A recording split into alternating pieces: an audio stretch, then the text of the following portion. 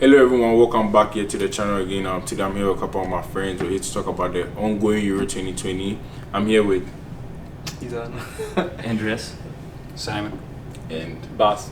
Alright, so today we're going to talk about the ongoing Euros we just started today. We had Turkey play Italy, and to be fair, they were abysmal. If I'd say who watched the game, I don't know who watched the game. Who watched it? I watched the game. What did you think of the game?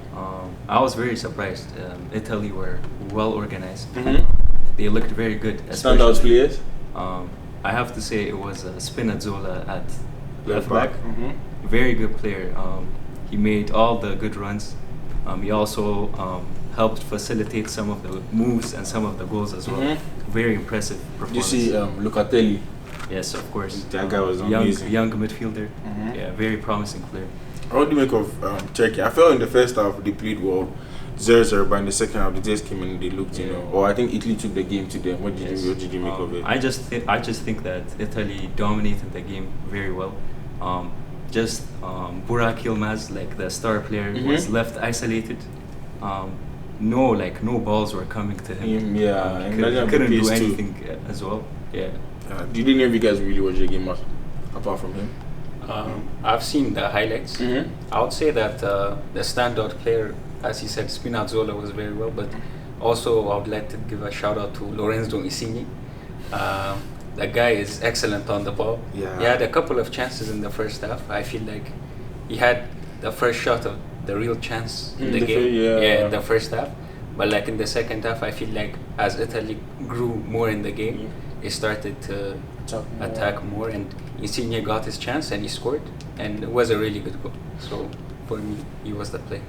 Alright, so there are 3 games today, so I'm going to ask everyone here to give me a prediction of what they think. So the first game today is Wales against Switzerland. So I know it's Gareth Bale playing, he should be in the squad, right? Bale. I think so, yeah. So Wales, Switzerland. I'm going to start with you, Zana. What do you think? Wales, Switzerland. Who do you think will win? Give me a prediction, just a quick, So I think Wales. Or you can predict draw as well. No, I think Switzerland is gonna take this one because I don't know. Like this is such a I feel like it's gonna be a close match because both of them are so similar to me. Mm-hmm. But then Wales have the Ramsey, Bale, Dan James. Yeah, they have some players that are at least they have some star power, So I feel like if it comes down to quality, Wales but they might still win. have some players too. Ricardo Rodriguez, Shaqiri. Yeah, I think he's been there for a very long time. I think Xhaka plays for them as well. Yeah. So what do you think, Bas? Who do you think? I actually think Wales will take this one because I think they have the ability to outscore a team like Switzerland because I feel like players like Gareth Bale can really hurt you, as well as even Daniel James. He gets fouled a lot, so he can get you penalties, he can get you free kicks, and Gareth Bale can put them away. So I think Wales, something like 1-0, they can nick a game like this. How about you guys? For me, it's a difficult one for me.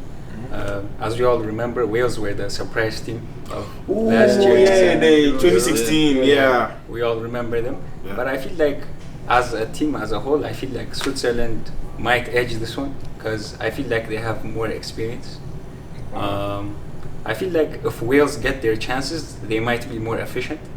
But we'll see how the game goes. How about you? I would say Switzerland has this. As you said, Wales were the surprise team in the last Euros, but it's a different team. It's a different defensive line. Most importantly, I feel like Wales are weak in defense. I think Switzerland will capitalize, especially with Shaqiri and Mbolo and those sorts of players who can really cause some trouble. I would say 2-0 Switzerland. 2-0? Yes, 2-0. Clean sheet. With a clean sheet, yes. Why do you have the Swiss keeper in your fantasy? Okay, the next game, Denmark versus Finland. Bro, it's a dead game. Denmark versus who? Finland. It's a dead game. That's how it be. I think Denmark definitely have more experience at this level.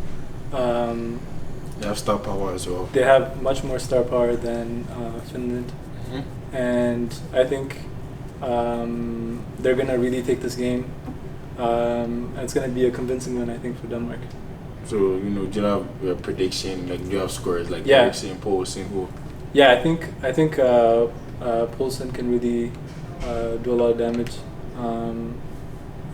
I'd say 2-0 for Denmark in a game like this. You? I feel like Finland haven't experienced a big competition like the Euros. I think this is their first time in their nation's history that they've made a major competition. Sure. So, I mean, they have decent players. They have Timo Pukki up top, and they have and they also have a goalkeeper that's I would say very good. But for me, Denmark will edge this probably. Who's the keeper? Is he the Arsenal keeper? He's the Bayer Leverkusen goalkeeper. Right? Oh, I thought I thought Arsenal has some keeper from Finland. He's from Finland as well, right? Or he's from Iceland? Oh, okay. So you think Denmark will win this easily, right? Convincingly. I would say 3-0 at least. Denmark will win. People have some confidence in some teams. So. I would say, like you said, it's Finland's first major competition, like in its history, and Denmark have experience. Like, I'm looking at their defense, their midfield, their attacking. It's very, very well balanced. But I would say Finland will score, although they would lose. I would say 3-1 to Denmark. I was gonna go 3-1 as well. I was gonna say the same because but the thing is, I feel like they'll keep a clean sheet. Who? Denmark. Because their defense is amazing. They have Christensen in the back. They have Eriksson in the middle. Oh, Vestergaard, Southampton. Simon Kier. Oh, KG, So like they have like they actually have some good players. So I didn't even know these players. Even Delaney and CDM. Oh, Delaney. Oh yeah, I think Delaney in midfield. Crystal Palace or something. And don't forget Kasper Schmeichel. Dortmund now. Schmeichel, the keeper. Wow. I didn't actually have a good team. No, they have a very good team. So like I think it's gonna be a decent team. They can go to round of 16 and then from there. No, I think it's gonna be like this scoreline actually might be heavy for me. Like the way I'm thinking of it, I think, I think it's gonna be heavy. I think it's gonna be maybe, because Finland, since it's their first time coming in, they probably wouldn't want to embarrass themselves. So they'll probably have like the whole team in behind. Passion. Yeah, because they're not about to go attack in their first ever tournament, and they don't even have the squad to do it. Yeah. So like I feel like I would think it would be like a huge scoreline, but then now that I think of it, they're probably gonna come and park the bus, so it's probably gonna be like 2-0 at best. Yeah. Alright, and then the last game today will be Belgium against Russia. So Russia 2018 World Cup host, they didn't do shit, but they were there for participation. But Belgium, one of the favorites for the tournament. I'll start with you, Simon. What do you think about this game? Belgium, I don't know if Eden Hazard is fit, very ready to go, but they still have De Bruyne, Lukaku, Tielemans. They still have some dangerous, attacking players. What do you think, Simon? I'll start with you. I feel like this is a very obvious winner in this one. I would obviously pick Belgium. Russia, I feel like, lost some of their players. I remember Akinfeev, their goalie. He's no longer in the squad. That guy's old. Yeah, they also had a couple of center backs. Berezutski, if you guys remember. Gnashevich, yeah, I remember that guy, the captain. So they have lost most of their experienced backbone for the team. So I would say that Belgium, looking at Lukaku, Mertens up top as well, they're gonna cause problems. So I feel like maybe I'll go 3-0 again. I don't see Russia scoring. Really? Yeah. Bus. Yeah. So when I look at Belgium, I look at players like Lukaku who have been in amazing form this whole season, and these are players that can really hurt you. Yeah. He's an aerial threat. Physically, he's a very imposing player, and I feel like Belgium are just simply one of the favorites in this whole tournament as a whole, and I think they'll take this game by the scruff of its neck for sure. So Scoreline, I'd agree with Simon. I would say something around 3-0 would definitely be something in the cards for sure. Who's going next? Okay, you go. I feel like this one is very simple, like Simon said earlier. I don't think you can think too much about that, because if you think about it, Russia's best player, I think, is you said most their backbone is gone, and then they only have one player I can think of right now. His name is, I think, Alexander Golovin. Golovin, yeah. So he's the one guy, he's the one player I'm thinking of right now that can cause damage. But yeah, I think Belgium is just gonna be too devastating. Because they're so good. They have their defense is pretty like solid. It's not bad at all. Who's in the defense? Because I think Alderweireld and Vertonghen are still there. This squad did. Yeah. This squad did. I think they play with 3 in the back, right? Yeah. Vermaelen still plays football. Vermaelen is in the They also have Denayer. You guys. Denayer. I think it was in Denayer. Man City at some point or something. Yeah.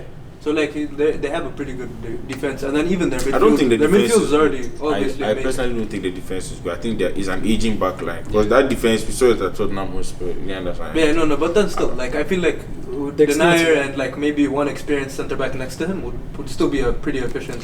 For a national team, you can't really have too many. I feel like it would be good enough to beat Russia, right? Yeah, I feel like it would be good enough to going down the stage. If Ronaldo and Mbappe see Alderweireld and Kudo, they'll just be laughing. Yeah, understand? It'll be a few days. So, but what do you think? Belgium, Russia. I think Russia will set up to defend from the first minute, and I don't think they will contain Belgium, especially that front three: Carrasco, Lukaku, Mertens. I mean, with De Bruyne behind and De Bruyne behind. I think they're gonna thrash them, like 4-0, bro. 4-0, bro. It's gonna be a thrash. Hungary having no mercy for Russia at all. all. I don't think it's gonna go all the way to 4. I feel like it's gonna be like 2. All right, so I'm going to ask you guys a few questions. I'm going to start and we're going to go this way. So I'm going to start with you. Who's your favorite for the tournament? My Who do you think will win? I feel like the obvious favorite for everyone should be France, because they're just so full of quality. It's actually crazy. Like their attack line is insane with Benzema, Mbappe, Griezmann. Who they have Coman. Like they have so many world-class forwards. It's actually like almost impossible for me to think of anybody else that's as much of a favorite as them. So France? France is a team I'm back into win. France is like, I think they're the favorites based on like on paper. So 100% I think they're favorites. But then for me, the team that I think will probably win is Portugal. How about you? Yes. I also would say Portugal. That team is very good. Their defense, we have Ruben Diaz, who just won the PFA Player of the Year, with Pepe, and also Bruno Fernandes, Ronaldo. Just too much star power in that team. Right. I think it will be a successful defense of the title, and they'll win the title again. Let me go to you, boss. Yeah, so I think I'll be a little bit controversial. I know teams like Portugal and Portugal have done really well, and during the qualifiers, and France are also on paper. Obviously, nobody can deny that. Yeah, the quality they have. The quality that they have is just astounding. But I think, for me, I really like Italy, and from what we saw today, even before the game, since 2018, they haven't lost a game. And that's a testament to like their coaching, who is structure and everything. Yeah, very very balanced team. Not a lot of stars in there, but the coach is very very good. He's a man who knows how to win. He's been at Man City. He's played at the highest level, and he knows how to organize his team. And I think that even though they don't have too many stars, I feel like they can really make. They're a very very good team that can. It just came to my mind. Sorry to cut you off, but Verratti didn't play today. Is he part of the team? Yeah, I think he's in the squad. Is he injured? So why didn't he start? Because I don't think I saw him today. Wow. Then that should have a very good team. Because the midfield was was it Jorginho, Locatelli, and someone else. I can't remember who it was, but it was good today. Like they actually looked proper. Was it Barella or someone? I think it was Barella. Yeah, Barella. But like they look very. I think they're a dark horse team. Yeah. That's I like that prediction because it's even different from what everyone is saying. How about you, Simon? For me personally, I would say the obvious and clear favorites are France. For me personally, I've said this before. Just looking at the team as a whole, going back to the World Cup as well, the squad hasn't really changed that much. They added a few players here and there. Benzema. Yeah, and Benzema's like a really good addition to the forward line as well. Yeah, it's a change from karting to F1. Yeah. So he's angry because the Chelsea fan. The go-kart won the World Cup with 0 goals. We still won, bro. Have you seen the fights that is going on between he and Mbappe? Yeah. Mbappe. I think Benzema is corrupting Mbappe's mind already. So Neymar is corrupted enough. But you're going to go for France. I'll go for France for this one. I feel like, personally, looking at the squad itself, I think they're the strongest team in general, and I feel like even with Mbappe and Griezmann as well, who has been performing consistently for France, so I feel like the clear winners for this one is France. But it's very funny. I only had 3 teams in this prediction. I had Portugal, I had France, and I had Italy. No one mentioned Germany. You know why? Why not? Why not Germany? Why? You know, there's Germany, there's Spain, Croatia is there, and you have our very own 3 lions. Oh my god. Now, if you want to win, there's no Raheem Sterling can be playing in your team. There's no England. The reason why I gave up on England is because if you have a lineup with Gerrard, Lampard, and Scholes one day, right? Like in the 2006, 2010s, like all these early 2000s, golden generation lineup with 3 Premier League legends in one team, and then up front there's still like legends. In the back it's Terry and Ferdinand and Ashley Cole. It was a stupid team. Rooney. Yeah, imagine Rooney up front too. It was a ridiculous team, and they still managed to not win a single thing. After that, I'll never imagine England winning anything. I just can't. That's a fair point, but I don't know why don't you. I think Germany, they might. I don't know. The World Cup, they're very disappointing. But I think this new generation of players they've tried to bring through, Gnabry, Timo Werner, even though he missed a lot of chances, his runs and everything are very key for the team. Havertz too was playing well towards the end of the season. Gundogan had a very good season for Man City. I don't know what the defense is looking like because I don't know who's in. Rudiger is there. Rudiger too had a very good since Thomas Yeah. Tuchel came in. He's been very good. I think Sule also plays. Nicolas Sule. So and Kimmich.